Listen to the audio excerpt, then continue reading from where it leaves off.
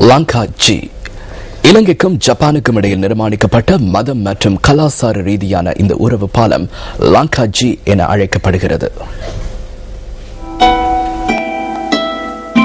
ஜப்பானின் நரிட்டா விமான நிலையத்திற்கு அருகாமையில் நிர்மாணிக்கப்படுகின்ற மிகவும் அழகான இந்த விகாரைக்கு லங்கா ஜி என பெயரிடப்பட்டுள்ளது. 3 தசாப்தங்களுக்கும் அதிகமான காலம் இதனூடாக வழங்கப்படும் சேவையை வார்த்தைகளினால் கூற முடியாது. இந்த விகாரை தற்போது பனியினால் சூழப்பட்டுள்ளமை மேலும் அழகூட்டுகிறது. ஜப்பானுக்கு கிடைத்துள்ள இந்த முதலாவது விகாரையை உலகிற்கு அறிமுகப்படுத்திய பெருமை இலங்கை மகாபோதி சங்கத்தின் தலைவர் பானகல உபதிஸ்ஸ தேரரையே சாரும்.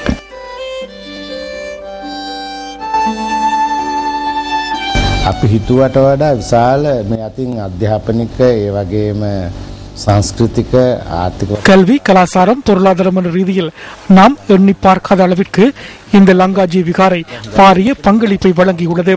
பெரும் எண்ணிக்கையிலான ஜப்பானியர்கள் வழிபாட்டிற்காக இங்கு வருகின்றனர்.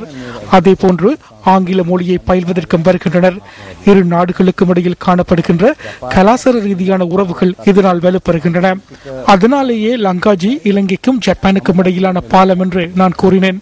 30 வருடங்கள் ஜப்பானுக்கும் இலங்கைக்கும் இடையிலான உறவுகள் பேணப்பட்டு வருகின்றன. இந்த விகாரை பயன்பாடு மிக்கது என்பதே எனது நம்பிக்கை.